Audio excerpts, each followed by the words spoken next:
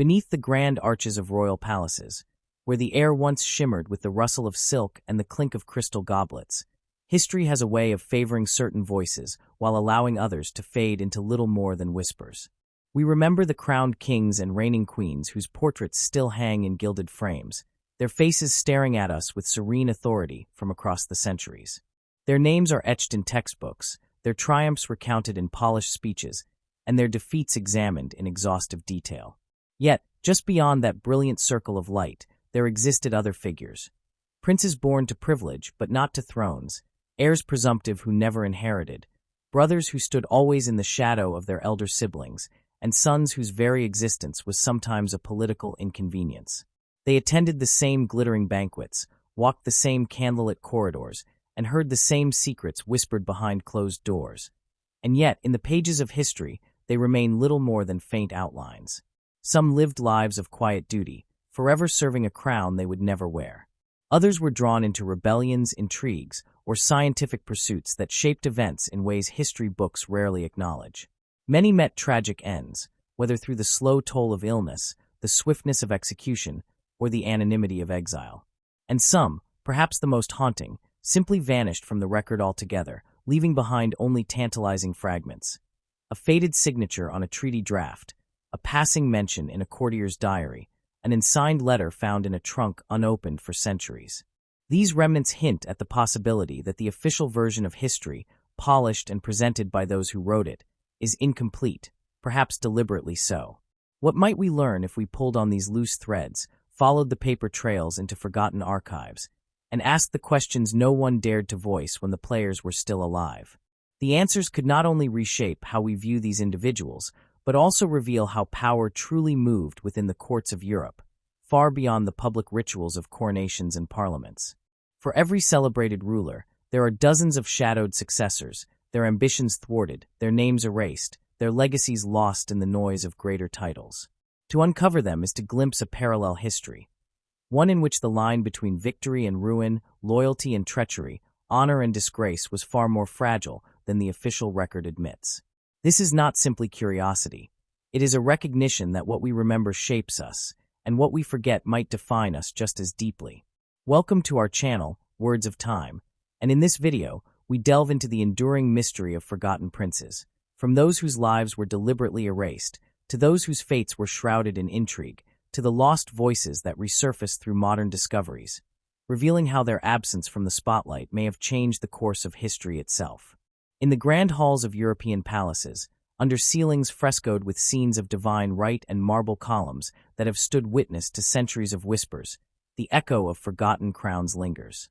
These echoes belong not to the kings and queens whose names have been immortalized in the annals of history, but to their brothers, sisters, cousins, and children who stood in the penumbra of the throne. These were the princes who were not heirs, the princesses who were not queens, the dukes and duchesses whose names might have shone brightly for a fleeting moment before dissolving into the mists of obscurity. They lived in worlds of unimaginable privilege, yet their lives were not guaranteed security or remembrance. The story of European royalty is often painted in broad strokes, gilded in triumph and tragedy, yet beneath that official portrait lies another canvas, layered with intrigue, longing, and the quiet desperation of those who stood near power but not within its grasp. Imagine for a moment the position of a prince who is born into one of the most powerful houses of the continent. Yet from the moment of his birth it is understood that he will never inherit the throne.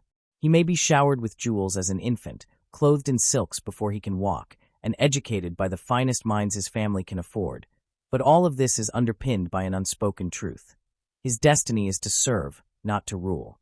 This strange paradox, that one can be born into the center of majesty, yet remain forever peripheral to it, has shaped countless lives.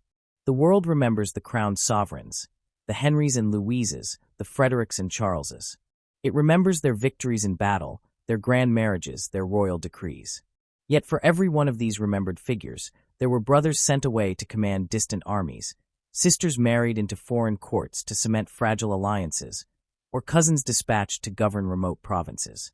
The fate of these forgotten royals was as varied as the countries they came from. Some became influential advisors, pulling strings from behind the scenes. Others faded into irrelevance, their days spent in idle luxury or restless exile. Still others met darker ends, assassinated, imprisoned, or executed in the turbulent shifts of court politics. The fragility of their positions cannot be overstated. While an heir's life was fraught with the weight of expectation, the life of a non-heir was filled with uncertainty. They could be elevated to dizzying heights if fortune smiled upon them, or cast down in an instant if they posed even a shadow of threat to the ruling monarch. One such tale is that of Archduke Maximilian of Austria, a man born into the illustrious House of Habsburg in the 19th century. History remembers him primarily as the ill-fated Emperor of Mexico, installed by French ambition and overthrown by Republican revolutionaries. Yet before this doomed adventure, he had been a younger brother, charismatic, intelligent, and restless. In Vienna, he was afforded every privilege but not the throne itself, which went to his elder brother, Emperor Franz Joseph. This lack of direct succession led him to seek purpose beyond the empire's core, ultimately drawing him into the web of European imperial politics in the New World. His life illustrates the precariousness of a younger prince's existence, the yearning for distinction, the lure of grand projects, and the ultimate vulnerability when those ventures crumble. In other cases, the forgotten royals never left their homeland, yet remained footnotes in their own family histories. Consider the younger sons of King George III of Britain. With their elder brother, the Prince of Wales, firmly positioned as heir, these princes were free to lead lives that, while cushioned by royal wealth, were far less constrained by political duty. Some indulged in extravagant living, amassing debts and scandals. Others entered the military or clergy, not out of necessity, but to give structure to their otherwise undefined roles. Their names do not resonate in public memory the way their elder brothers does, yet they played their parts in the intricate machinery of the monarchy, often as silent supporters or inconvenient distractions. The erasure of these figures from mainstream history is partly due to the narrative economy of storytelling. Human memory, and by extension historical record, gravitates toward the most dramatic or decisive actors. The sovereign's life is inherently public. Their decisions can alter the fate of nations, so their actions are meticulously documented. But the second sons and spare daughters, unless they disrupt the royal order in some significant way, become marginalia. Their letters may be stored away in dusty archives, their portraits relegated to lesser galleries, their tombs tucked into the corners of great cathedrals rather than occupying the central aisle. Yet their presence was vital. In times of war, a non-heir might command troops, offering the royal family a figurehead without risking the life of the ruler. In times of peace, they became the living currency of dynastic diplomacy, traded through marriage to bind kingdoms together. The princess who journeyed from France to marry into the court of Sweden may not have ruled, but she carried with her the prestige, culture, and influence of her homeland. Her offspring might inherit traits and loyalties that shaped future generations. Even without a crown, these individuals were threads in the vast and complex tapestry of European political life. The world they inhabited was one of both opulence and danger. To walk through the royal apartments of the Palace of Versailles or the Winter Palace in St. Petersburg is to see the luxury in which they lived. Chandeliers glittering with thousands of crystals, halls lined with gold leaf, salons decorated with the finest paintings and tapestries. But behind this splendor lay a constant undercurrent of competition and suspicion. A younger brother too popular with the public could be seen as a threat to the throne. A princess whose beauty captured the hearts of foreign envoys might find herself married off in haste to neutralize her influence. The stakes were always high, for even the perception of ambition could be fatal. The notion of the spare royal is often romanticized in modern retellings, but in reality, it could be a lonely and precarious existence. While the heir had a clearly defined purpose, the spare had to carve out a role for themselves. Some did so with brilliance, becoming patrons of the arts, explorers, or reformers. Others descended into bitterness, their lives a long exercise in waiting for significance that never came. It is in these quieter stories, far from the coronation ceremonies and military parades, that the human cost of monarchy becomes most apparent. Over the centuries, the structures of monarchy evolved, but the pattern of forgotten royals persisted. In medieval courts, a younger prince might be sent to govern a far-flung territory, his authority always contingent on the king's favor. In the Renaissance, he might be made a cardinal, ensuring his influence remained within the family but outside the sphere of political succession. In the modern era, as constitutional monarchies replaced absolute rule, the non-heir might serve as a symbolic representative, attending ceremonies and charitable events while the monarch handled state affairs. Yet across these changes, the central tension remained: proximity to the crown without possession of it. For historians, these sideline figures offer rich veins of untapped narrative. Their correspondence can reveal the personal dynamics of royal families in ways that official chronicles cannot. Their travels, marriages, and alliances can explain political shifts that otherwise seem abrupt. And their very absence from popular memory tells us much about the selective nature of history, how it elevates some voices while silencing others. One can trace this selective remembering in the genealogies of royal houses. The Habsburgs, the Bourbons, the Romanovs, the Windsors, all are remembered primarily through their reigning monarchs, yet their family trees are full of branches that withered quietly. A name might appear on a chart, accompanied by a birth date and a death date, perhaps a brief note about a title held. No mention of the ambitions nurtured in youth, the friendships forged, the rivalries endured, or the loves lost. To bring these figures back into view is to acknowledge that royal history is not a single thread, but a densely woven fabric, and that the pattern is incomplete without them. The allure of exploring these lives lies in their duality. They were both insiders and outsiders, at the heart of power, yet denied its ultimate expression. This tension often produced individuals of striking complexity. Some navigated their ambiguous position with grace, becoming beloved figures in their own right. Others fell into scandal, their frustrations erupting in ways that tarnished their family's image. The stakes for their behavior were high, for even without a crown, they represented the monarchy. A single misstep could reverberate across the realm. Their stories also remind us that the very concept of monarchy is as much about perception as it is about governance.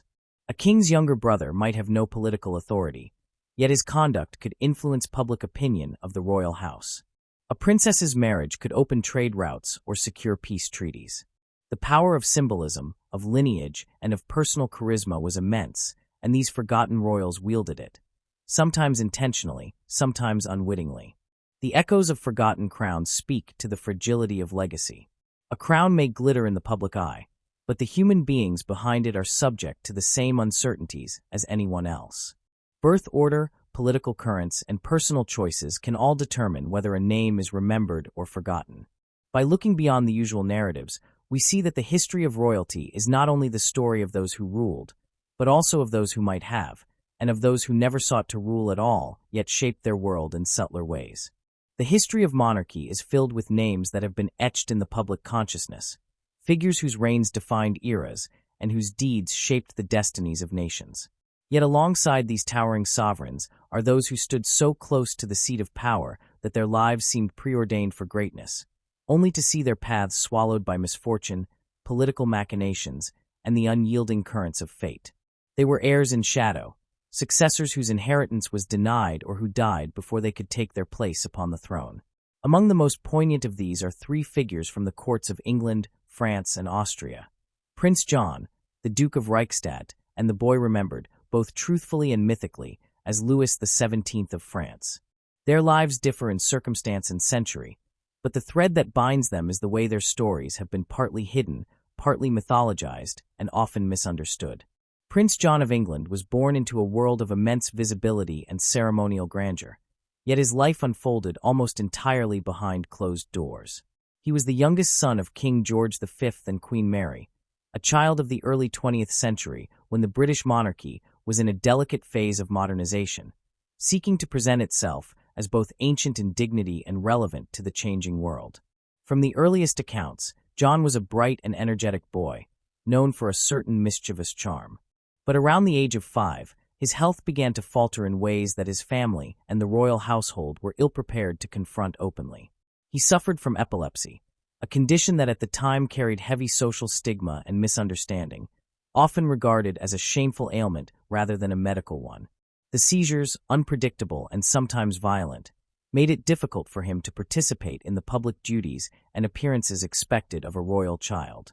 Compounding this was the suggestion, not fully confirmed in historical records, that John had developmental disabilities or learning difficulties. In the Britain of that era, especially within the royal family, physical or mental differences were rarely discussed openly. Instead, John was gradually removed from the public eye. At first, This meant fewer formal appearances and more time at the family's quieter residences. But eventually he was moved to Wood Farm on the Sandringham estate, a modest and relatively secluded property where he lived under the care of devoted attendants, particularly his governess, Charlotte Bill. Letters and memoirs from those who knew him suggest that John retained a sense of humor and loved outdoor play, gardening, and the company of animals. Yet the official silence surrounding his life created a veil of mystery, and for decades the public knew little about him beyond the fact of his death in adolescence. He died suddenly in January of the year 1919, after a severe seizure during the night.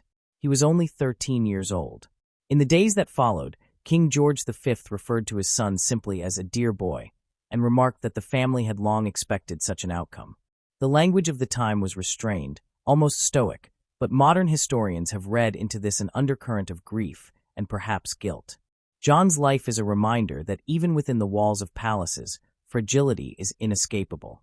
His removal from the public sphere was deliberate, both to shield him from intrusive curiosity and to protect the carefully curated image of the monarchy as vigorous, capable, and unflawed. That concealment, however, has made him both a tragic figure and an emblem of how disability was handled, or hidden, in royal circles. In the century since his death, changing attitudes toward mental health and neurological conditions have cast new light on his story, but the silence of his own time still shapes how we remember him. Where John's life was short and marked by a quiet erasure, the story of the Duke of Reichstadt, better known to history as Napoleon II, was one of thwarted grandeur. Born in the spring of the year 1811, he entered the world as the son of Napoleon Bonaparte, the self-made emperor of the French, and Marie-Louise of Austria, daughter of the formidable Emperor Francis I of Austria. His birth was heralded with extraordinary celebration. Napoleon, at the height of his power, proclaimed him King of Rome from birth, a symbolic title meant to link his imperial dynasty to the legacy of ancient Caesars. In those first months, it must have seemed to his father's supporters that the Bonaparte dynasty was secure, the line of succession unbroken. But history turned against them with astonishing speed. Within 3 years, Napoleon's empire collapsed under the combined pressure of military defeat and political isolation. Exiled to the island of Elba, then later to St. Helena, Napoleon saw his son taken from him. The young prince remained in Austria under the care of his maternal grandfather, Emperor Francis, who granted him the title of Duke of Reichstadt. In Vienna, he grew up in a gilded cage, accorded the honors due to a royal grandchild of the Habsburgs, but denied any role in the empire his father had built. He was educated as an Austrian nobleman, instructed in languages, military science, and the courtly arts, but he was also surrounded by a subtle yet persistent message. His French heritage, and especially his Bonapartist claim, was an unwelcome relic of a turbulent past. Accounts from those who knew him as a young man describe him as intelligent, proud, and deeply conscious of the destiny that had been stripped from him. He read voraciously, studied military campaigns, and seemed to dream of proving himself as a soldier. But his life was shadowed by ill health. Tuberculosis, a disease that claimed many young aristocrats of the era, weakened him steadily. He was not permitted to travel to France, despite the periodic murmurs among Bonapartist loyalists who hoped he might one day return to reclaim his throne. The Austrian court had no intention of letting him become a rallying point for French political unrest. He died in the summer of the year 1832, only 21 years old, never having set foot on the battlefield or sat upon the throne that had once seemed his birthright. His death was mourned in Austria as the passing of a promising young noble, but in France it became the stuff of tragic legend. For Bonapartists, he was the lost eagle, the rightful heir whose life had been deliberately stifled to ensure the permanence of the restored Bourbon monarchy. The poignancy of his story lies not only in what he lost, but in the image of a young man caught between two worlds, the legacy of a father who had conquered Europe and the realities of a court that regarded him as both kin and captive. If the Duke of Reichstadt's fate was a slow extinguishing, the case of Louis XVII of France is one that has hovered between history and myth for over 2 centuries. Born Louis Charles, he was the second son of King Louis XVI and Queen Marie Antoinette, and became Dauphin, heir apparent, after the death of his elder brother in childhood. His early years at Versailles were those of a pampered royal child, shielded from the unrest building in the kingdom. But the French Revolution shattered that world. In the summer of 1792, the royal family was imprisoned in the Temple, a medieval fortress in Paris. When his father was executed in January of 1793, royalists proclaimed the boy King Louis XVII, though of course he never reigned. What followed was a grim chapter. The revolutionary authorities removed the young Louis from his mother's care and placed him under the supervision of a cobbler named Antoine Simon, ostensibly to re-educate him as a citizen of the new republic. Isolated, frightened, and subjected to neglect and perhaps abuse, the boy's health deteriorated rapidly. By mid-1794, he was gravely ill, suffering from what is believed to have been tuberculosis compounded by scrofula and severe malnutrition. He died in June of that year, aged only 10. Yet his death did not end his story. Almost immediately, rumors spread that he had been smuggled out of the temple and replaced with another child who had died in his stead. Over the ensuing decades, countless impostors emerged, each claiming to be the lost dauphin, returned to reclaim his birthright. Some were frauds seeking notoriety or financial gain. Others may have been genuinely deluded. The persistence of these claims was fueled by the political instability of France in the 19th century.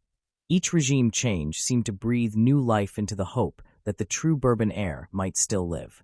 In the late 20th century, genetic testing on a preserved heart believed to be that of Louis XVII confirmed that it matched DNA from maternal relatives of Marie Antoinette, providing strong evidence that the boy who died in the temple was indeed the lost dauphin.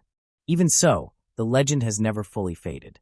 What unites the lives of Prince John, the Duke of Reichstadt, and Louis XVII is not only their youth and their nearness to crowns they never wore, but the way each was shaped by forces beyond their control: political upheaval, dynastic rivalry, and societal attitudes toward health and legitimacy.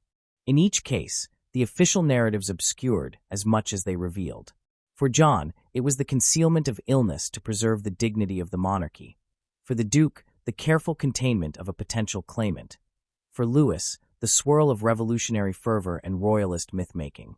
Their stories remind us that succession is not merely a matter of birth order, but of circumstance, and that the corridors of power are lined with doors that may close as swiftly as they open. These shadowed successors occupy a liminal space in history, close enough to feel the weight of the crown's shadow, but distant enough to be forgotten or transformed into symbols rather than remembered as flesh and blood individuals. To recover their histories is to resist the simplifying tendency of royal chronicles, to acknowledge that the untaken throne can be as telling as the occupied one, and that the lives which history has relegated to its margins can illuminate the fragility, the cruelty, and the strange allure of monarchy itself. The history of European royalty is a tapestry woven as much from the quiet threads of forgotten figures as from the bright strands of reigning monarchs. Some lived in the full glare of their times, shaping the destinies of nations through war, diplomacy, or reform, while others existed at the edges of the spotlight, their lives defined by loyalty, displacement, or the sheer accident of birth order. In the stories of certain princes, there lingers an air of restless exile or a faint, constant murmur of rebellion, not always in the form of open defiance, but in the subtle ways they moved beyond the narrow expectations of their station. Among these, 3 men stand apart: Prince Rupert of the Rhine, the Duke of Enghien, and Prince Henry, Duke of Gloucester. Each lived in a world where dynastic fortunes shifted as quickly as the political winds, where loyalty could be a death sentence, and where the crown one served might never be one's own. Prince Rupert of the Rhine was born in the early 17th century into a family whose fortunes were tied to the great confessional conflicts tearing Europe apart. His mother, Elizabeth Stuart, was the daughter of King James I of England, Scotland, and Ireland, and his father, Frederick V, was the Elector Palatine of the Rhine and briefly King of Bohemia, a reign so short that history remembers him as the Winter King. Rupert's birthright was steeped in both grandeur and loss, for within months of his father's coronation in Prague, defeat in battle had driven the family into exile. Thus, Rupert's earliest years were marked not by the security of a settled court, but by the uncertainty of shifting refuges across Protestant Europe. Yet in this displacement, Rupert absorbed the cosmopolitan manners of a prince at large. He learned languages, military arts, and the subtle ways in which identity could be shaped as much by perception as by reality. From an early age, Rupert showed a remarkable aptitude for both the sword and the sciences. Tall, striking, and possessed of a restless energy, he embodied the romantic image of the princely cavalier that would later inspire both admiration and resentment. When the English Civil War erupted in the 1840s, Rupert, still in his early 20s, crossed the sea to support his uncle, King Charles I. In the royalist cause, he quickly distinguished himself as a daring cavalry commander, leading charges that became legendary for their speed and ferocity. Yet his very brilliance on the battlefield became a double-edged sword. Royalist critics accused him of impetuosity, of winning battles only to squander strategic advantage. The parliamentarians, meanwhile, painted him as a foreign mercenary, a swashbuckler too arrogant for the good of England. Rupert's military life has often overshadowed his less warlike pursuits, but these reveal a man of restless curiosity. After the fall of the royalist cause and his years in exile, he turned to scientific and artistic experimentation. In London during the Restoration, he became a founding member of the Royal Society, where he contributed to studies of metallurgy, weaponry, and optics. He tinkered with printing processes, improved the design of naval guns, and developed a fascination with mezzotint engraving, a technique that allowed for subtle gradations of light and shadow in printmaking. The same mind that once calculated cavalry maneuvers now studied the properties of glass and the geometry of fortifications. This blend of martial skill and scientific inquiry made him an unusual figure in the annals of princes, a man equally at home in the din of battle and the quiet of a laboratory. Rupert's life was shaped by exile not as a single event, but as a recurring condition. He moved between courts and continents, serving at times as an admiral, at other times as a privateer, and always as a man without a sovereign realm of his own. He died in England, honored yet in some ways peripheral, remembered more for the wars he fought than for the breadth of his talents. In his story, the whisper of rebellion lies in the refusal to be only one thing, a general, a courtier, a scientist, and in his determination to live fully in each role he took on, even when his fortunes were bound to the fate of others. If Rupert's life was one of restless motion and creative defiance, the Duke of Enghien's was a tragedy compressed into fewer years, but no less shaped by the interplay of legitimacy and political fear. Louis-Antoine Henri de Bourbon, Duke of Enghien, was born into the House of Bourbon-Condé, a cadet branch of the French royal family, in the later 18th century. His birthright placed him near the apex of the ancient regime's aristocracy, but the outbreak of the French Revolution forced him and his family into exile. From abroad, he joined the émigré armies that sought to restore the Bourbon monarchy, fighting alongside other royalist forces in campaigns that were as much about preserving honor as reclaiming a lost throne. The revolution's transformation into the Napoleonic era placed men like the Duke in a peculiar limbo. By the turn of the 19th century, Napoleon Bonaparte had consolidated power as first consul and was moving toward imperial coronation. While Napoleon was pragmatic in dealing with certain former royalists, he viewed others, especially those with clear dynastic claims, as existential threats.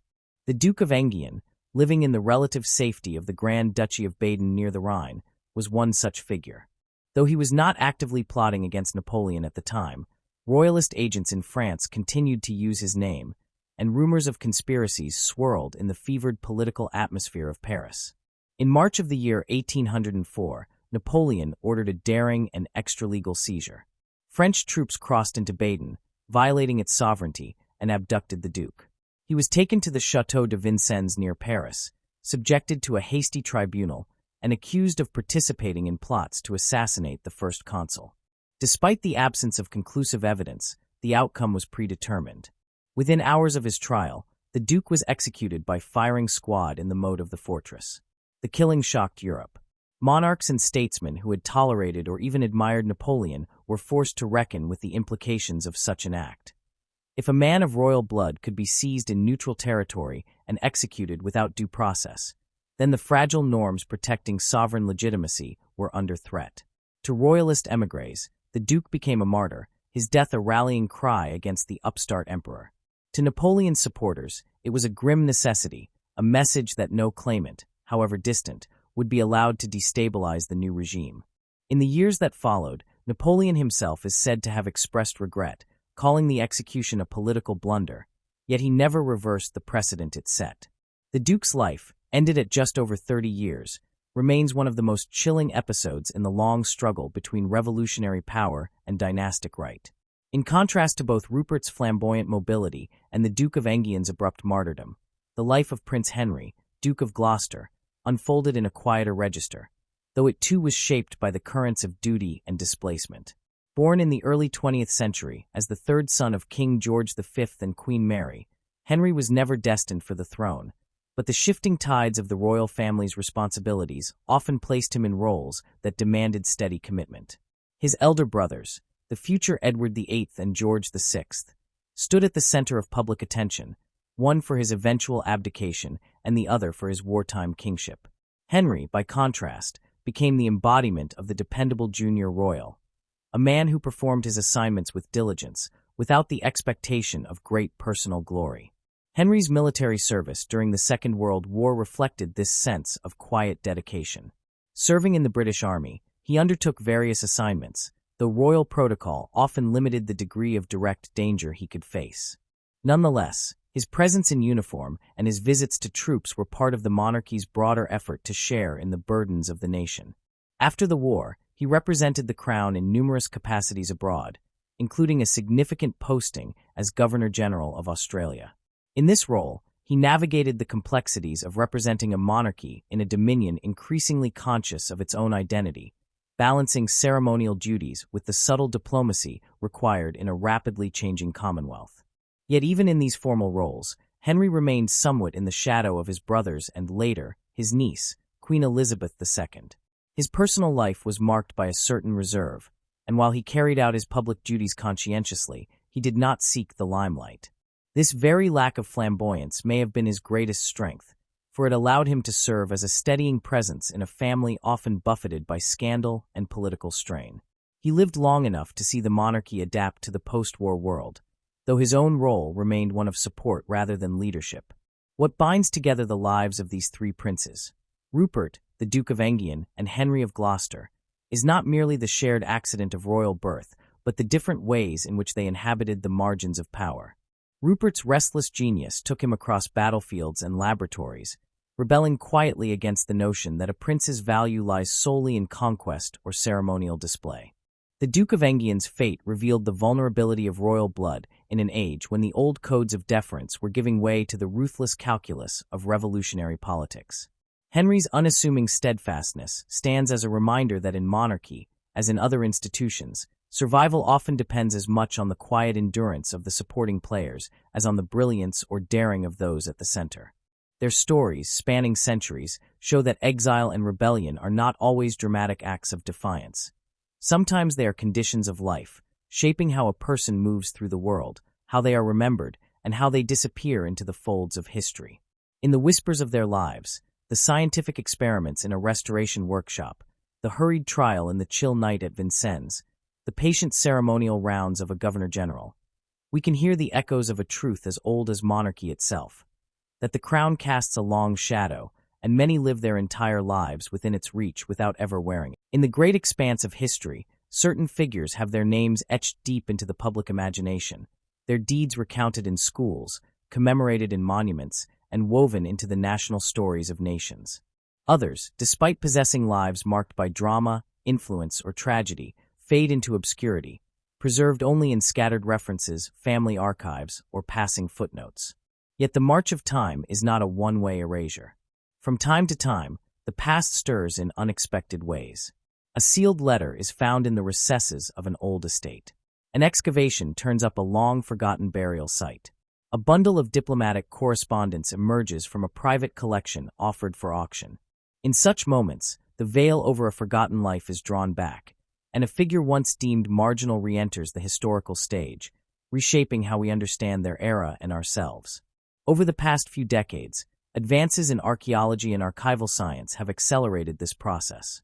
The refinement of non-invasive excavation techniques, the digitization of vast archives, and the growing network of historians and citizen researchers sharing discoveries have created an environment where the overlooked can be recovered with remarkable speed.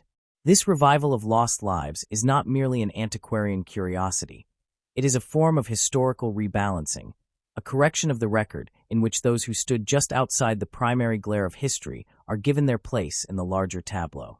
In the case of 17th-century Europe, princes like Rupert of the Rhine once occupied an ambiguous position in historical memory. 4 generations after his death, his image was primarily shaped by the royalist portraits of the English Civil War and by the cavalier legends that romanticized his daring charges and battlefield presence. His scientific work, his artistic experiments, and his private reflections were sidelined. In the 20th century, his mezzotint engravings and correspondence with fellow Royal Society members were sometimes mentioned in specialist studies, but rarely entered broader historical discussion. That began to change as art historians rediscovered early examples of mezzotint in country house collections and traced them to Rupert's own hand. Simultaneously, the publication of previously unknown letters between Rupert and other exiled royalists illuminated the psychological costs of his peripatetic life. In these letters, preserved in archives in The Hague and later digitized, Rupert emerges not only as a soldier and inventor, but as a man wrestling with loyalty, exile, and the limitations of royal service. This more complex image has encouraged a reassessment of the role of foreign princes in English conflicts, complicating the once simplified narrative of king against parliament. Similarly, the figure of Louis-Antoine Henri de Bourbon, Duke of Enghien, has seen his story reframed in light of new archival discoveries. For much of the 19th century, the Duke was remembered primarily as a political martyr of the Napoleonic era, his execution at Vincennes portrayed in romanticized paintings and novels as a moment of chivalric injustice. The broader geopolitical context of his death was often reduced to a morality tale about the perils of absolutism and ambition. In recent years, however, historians working in French and German archives have located diplomatic correspondence from the courts of Baden, Russia, and Austria that reveals just how entangled the Duke's fate was with the shifting alliances of early 19th century Europe. The letters show that his arrest was not merely the act of an overreaching Napoleon, but part of a broader climate of royalist intrigue, espionage, and fear of assassination that transcended French borders. The discovery of a small cache of the Duke's own letters, found in a private family archive and authenticated through handwriting analysis, has added depth to our understanding of his final months. In these writings, the Duke reflects on the meaning of loyalty in an age when monarchies themselves seemed fragile, offering a voice that resonates with the uncertainties of political exiles in any century. In the 20th century, the life of Prince Henry, Duke of Gloucester, did not suffer the same kind of total erasure, but was nonetheless relegated to the margins of royal historiography. He was seen as a dutiful younger son, useful for official duties but overshadowed by more dramatic figures in his family. His brother King Edward VIII, whose abdication reshaped the monarchy, and King George VI, whose reluctant kingship and wartime leadership captured the imagination. Yet archival work in the Royal Archives at Windsor has uncovered private diaries and official memoranda that shed light on Henry's contributions to the Commonwealth, particularly his time as Governor-General of Australia. Far from a ceremonial placeholder, Henry engaged with post-war Australian politics in subtle ways, advocating for veterans' welfare, supporting Indigenous cultural initiatives, and negotiating the delicate balance between British tradition and Australian national identity. Oral histories collected from contemporaries in Australia have corroborated these records, suggesting that Henry's tenure, though brief, had a longer-lasting influence than previously acknowledged. The societal implications of recovering these stories go beyond the satisfaction of filling in historical blanks. When figures are omitted from mainstream narratives, the past becomes distorted. We lose sight of the variety of paths a life of royal blood could take, reducing history to a sequence of reigns and major wars. In doing so, we miss the nuanced interplay between personal agency and structural constraint, between individual character and historical accident. This erasure also shapes our present understanding of legitimacy, loyalty, and the nature of service, concepts that remain relevant in political life today. The decision to omit or diminish certain lives from the historical record is rarely neutral. In some cases, it results from the conscious choice of those in power to promote a particular image of the monarchy or the state. In others, it is the byproduct of changing tastes, where historians and the public gravitate toward more dramatic or politically relevant figures. But whether intentional or accidental, the effect is similar. Lessons that might complicate or challenge a dominant narrative are quietly set aside. The Duke of Enghien's fate, if recalled only as a symbol of Napoleonic ruthlessness, loses its capacity to illuminate the wider culture of fear and mistrust that pervaded post-revolutionary Europe. Rupert's life, if seen only through the lens of cavalier romance, obscures the role of scientific curiosity and adaptability in a period of intense political upheaval. Henry of Gloucester's service, if dismissed as routine, hides the quiet diplomacy that sustains constitutional monarchy in a modern world. The recovery of these lives also speaks to a growing contemporary fascination with alternative histories and the what-if scenarios they invite. This is not the counterfactual history of pure speculation, but a reimagining rooted in the plausible trajectories that were cut short or deflected.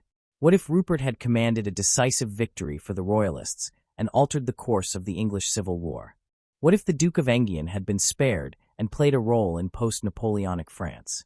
What if Henry of Gloucester had served longer in Australia and shaped its constitutional evolution? By contemplating such questions, we not only entertain possibilities, but also deepen our understanding of how contingent historical outcomes can be. The attraction to these alternative paths reflects a broader cultural impulse. The recognition that history is not inevitable, and that the margins may contain the seeds of entirely different futures. In this way, the resurgence of interest in forgotten figures is part of a larger shift in historical scholarship toward inclusivity and multiplicity. Where earlier historians might have focused narrowly on the great men and their decisive battles, there is now a greater appreciation for the networks of influence, the supporting roles, and the personal dimensions that give texture to the past. This approach does not diminish the importance of major events. Rather, it situates them within a web of lives that intersected, supported, and sometimes undermined them. In the case of royal history, it allows us to see monarchy not as a monolith, but as a dynamic, sometimes fractured institution composed of many personalities, each navigating their own challenges. Archaeology and archival recovery are not just about finding objects or documents. They are about restoring voices. The letters of Rupert, written in a mix of formal diplomatic style and private candor, reveal a man who could shift from discussing siege tactics to musing on the temperaments of fellow exiles. The Duke of Enghien's final writings, composed in the shadow of imminent execution, combine stoic acceptance with flashes of frustration at being condemned for actions he did not commit. Henry of Gloucester's diary entries record not only the official business of his station, but also small, human observations of the people and places he encountered, offering a glimpse of how a royal saw the world beyond court life. The act of bringing these materials to light also changes how we commemorate. Memorials and biographies written in earlier eras were constrained by the information available and by the agendas of those commissioning them. Today, a biography of Rupert or the Duke of Enghien or Henry of Gloucester can draw on a far richer evidentiary base, incorporating perspectives that were once inaccessible. This in turn affects public history, exhibitions, documentaries, and educational curricula, allowing for a more balanced portrayal that acknowledges both achievement and limitation, both agency and constraint. The cultural appetite for such rebalanced narratives is evident in the popularity of historical documentaries, podcasts, and novels that focus on lesser-known figures. While these formats sometimes blur the line between fact and interpretation, they serve an important role in sparking curiosity and encouraging further inquiry. When a listener hears about a prince whose scientific experiments prefigured later developments, or a duke whose execution altered diplomatic alignments, or a governor-general whose quiet work shaped a nation's post-war identity, they are reminded that history's margins can be as compelling as its center. Recovering these stories is also an act of resistance against the homogenization of history. In a time when rapid communication can both disseminate and distort information, the discipline of careful historical recovery, verifying sources, contextualizing evidence, weighing conflicting accounts, serves as a reminder of the importance of rigor. It pushes back against the tendency to accept simplified narratives that fit neatly into pre-existing frameworks. In the lives of Rupert, the Duke of Enghien, and Henry of Gloucester, we see the value of resisting reduction. Each man's story becomes more meaningful when its complexity is embraced. The resurfacing of such legacies is not only about the past, but also about the present. The questions raised by their lives about loyalty, service, identity, and the costs of political conflict remain relevant. As new letters are transcribed, as artifacts are cataloged, as oral histories are recorded, the conversation between past and present continues. We are reminded that the act of remembering is not passive. It is an active choice, shaped by what we value and by what we are willing to question. In choosing to bring these shadowed figures back into focus, we enrich our understanding not only of their time but of our own, recognizing that the boundaries of history are never fixed, and that even the most forgotten crown can gleam again when the light is turned upon it. Across the vast and intricate weave of human history, there runs a consistent pattern. The stories of those who once lived at the very heart of power often survive, while those who stood just outside the spotlight fade into shadows. In the case of royal history, the monarchs themselves are chronicled in endless detail, their portraits carefully preserved, their speeches recorded, their victories celebrated, and their failures dissected. Yet for every crowned head, there have been brothers, sons, cousins, nephews, and in-laws whose lives unfolded in the same courts, whose fates were intertwined with the great events of their day, and whose contributions, rivalries, ambitions, and tragedies were no less real. Their stories, however, have often been overlooked, sometimes by design and sometimes through the slow erosion of memory. The archives of palaces, the dusty boxes in private estates, the shelves of provincial libraries, and the unmarked drawers of national collections all hold fragments of these lives. To open such an archive is to hear a faint echo, a whisper from a voice that once spoke in the chambers of power. These echoes ask a question: how many untold stories remain, and what would we learn if we brought them to light? The fascination with such figures is not only the realm of scholars. In recent decades, the general public's appetite for history has broadened beyond the great and the obvious. Digital archives have brought millions of pages of historical material to the fingertips of anyone with an internet connection. A person far removed from the courts of Versailles, St. James's, or Vienna can, from their own home, call up a scan of an 18th-century letter, examine the handwriting, and read the intimate concerns of someone who once moved in those gilded halls. The democratization of access has meant that stories once buried in academic journals or confined to the footnotes of biographies can reach an audience eager to explore the margins of history. But with that access comes the awareness that for every rediscovered letter, there are countless others still lying unread, their ink fading quietly in the dark. Consider the case of a young prince whose name is scarcely mentioned in even the more detailed family trees of European royalty. He may have been a younger son of a ruling house in the early 19th century, groomed not for a throne but for military service or a clerical career. His early letters to his mother may still lie in a family archive, full of youthful optimism and detail about daily life in a regiment. His later correspondence might contain hints of disillusionment or hints at political intrigue, perhaps even describing events that shaped the fate of his dynasty. Without the curiosity of an archivist or the persistence of a historian, such a life remains silent to us, leaving only a blank line in our understanding of the forces that shaped an era. How many diplomatic crises, military campaigns, or cultural developments were influenced in subtle ways by such men, influences we fail to recognize simply because their names are unfamiliar. The enduring mystery of these forgotten princes is not only about the facts of their lives, but also about the reasons for their disappearance from the collective memory. In some cases, their erasure was deliberate. A prince who proved troublesome, who sided with a political faction opposed to his ruling family, or who scandalized the court might be quietly removed from official portraits and written out of the approved histories. In others, the reasons were more mundane. He died young, before he could leave a significant mark on policy or culture, and his relatives saw no need to commemorate him beyond the family circle. Yet, over time, the absence becomes more telling than the presence. The blank space invites speculation. The missing thread begs to be followed. We find ourselves wondering whether what was omitted was insignificant, or whether it was too significant, too disruptive to the image of the dynasty to be preserved openly. Such questions are not idle speculation. The rediscovery of certain figures in recent decades has shown that omissions can change the shape of the historical narrative. When private letters, military reports, or personal diaries are brought to light, they can reframe the actions of more famous figures, revealing that what appeared to be the decision of a single monarch was in fact influenced by the advice, persuasion, or resistance of a sibling or cousin. They can show that the atmosphere within a royal court was far more complex and contested than official histories suggest.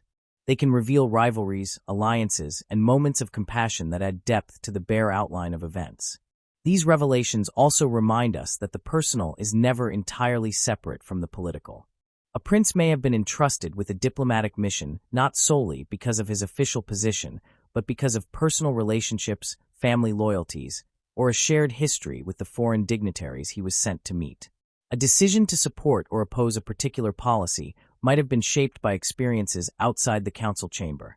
A friendship formed during childhood, a sense of debt to a patron, a private conviction that clashed with the prevailing orthodoxy. When we recover these details, we recover not only an individual life, but also the human dimension of historical decision-making. The public's engagement with such mysteries has grown in part because the tools to explore them have expanded. Online databases of birth, marriage, and death records, digitized newspapers, searchable collections of letters and diaries. All these have allowed amateur historians to join in the search. In some cases, a breakthrough in understanding has come not from a professional historian, but from a dedicated researcher piecing together clues across different sources. A notice in a long-forgotten newspaper, a record of a ship's passenger list, a brief mention in a diplomatic report. When connected, such fragments can resurrect a life story. This collaborative model of historical recovery mirrors the way knowledge itself is built, through many contributions, often from unexpected quarters. But even as we celebrate the stories that are recovered, we must acknowledge the vastness of what remains unknown. For every prince whose letters are digitized, there are dozens whose papers have been lost to fire, damp, or neglect. For every diary carefully transcribed, there are many more whose ink has faded beyond legibility. And beyond the physical loss of materials lies the interpretive challenge. The need to place these fragments in their proper context, to read between the lines, to recognize the silences and omissions as meaningful in themselves. The work of recovering a forgotten life is as much about careful interpretation as it is about finding the evidence in the first place. There is also the matter of relevance. Why should we, living in the 21st century, care about the fate of princes who lived and died centuries ago? The answer lies partly in the recognition that their lives, though shaped by the privileges and constraints of royalty, were also shaped by human concerns that remain familiar: ambition, loyalty, duty, love, rivalry, and the search for meaning. Their experiences can illuminate the broader structures of their societies, the ways in which power was exercised, and the costs, personal and political, of living in the shadow of a throne. In a more practical sense, their stories can also challenge the narratives we have inherited, prompting us to question what else might be missing from our understanding of the past. This is where the call to action becomes clear. The recovery of these lives is not a task reserved for archivists alone. It can be part of a wider cultural project in which anyone with curiosity and persistence can participate. Those who read about a forgotten figure can ask, what more can be found? Are there archives near me that hold relevant material? Are there local historians who might know more? Could a question posted in a historical forum bring forth someone who has seen a related document? By engaging with these mysteries, the public can become active participants in the shaping of historical knowledge. And so, the enduring mystery remains an open invitation. For those who have encountered the stories of Rupert of the Rhine, the Duke of Enghien, Henry of Gloucester, and others like them, there is the challenge to look beyond what has already been recovered. Who else is waiting in the shadows? Which forgotten prince, whose name might appear only once in an official genealogy, could reveal a story that alters our understanding of an era? Perhaps it is a figure from a smaller German principality whose archives have never been fully explored, or a member of an exiled royal family whose papers were scattered across continents. Perhaps it is someone whose public life was minimal, but whose private correspondence offers rare insight into the social and political tensions of the time. The question, then, is not whether such stories exist. They surely do. But who will find them, and what will be done with them once found?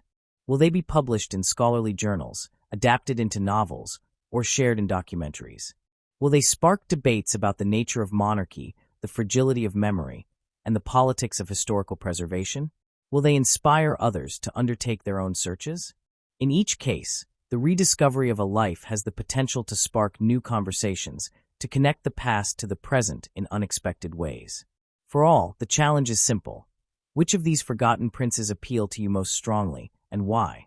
Is it the soldier-scientist whose experiments lay hidden for centuries, the political casualty whose death reshaped diplomatic alignments, or the quiet servant of the state whose understated influence has only now been recognized? Or is it someone not yet named here, whose story you suspect lies buried in the unexamined corners of history? By considering this, by asking and answering such questions, you become part of the process of recovery. History, after all, is not a fixed account handed down from on high. It is a living dialogue between past and present, shaped by what we choose to remember and what we choose to seek out. Though the story is far from over, the archives still hold their secrets. The ink has faded, but not beyond recall. The forgotten princes wait in their silence, not knowing that centuries later, strangers will search for them, piece together their lives, and speak their names aloud once more. The enduring mystery is that we will never know them completely. There will always be gaps, silences, and unanswered questions.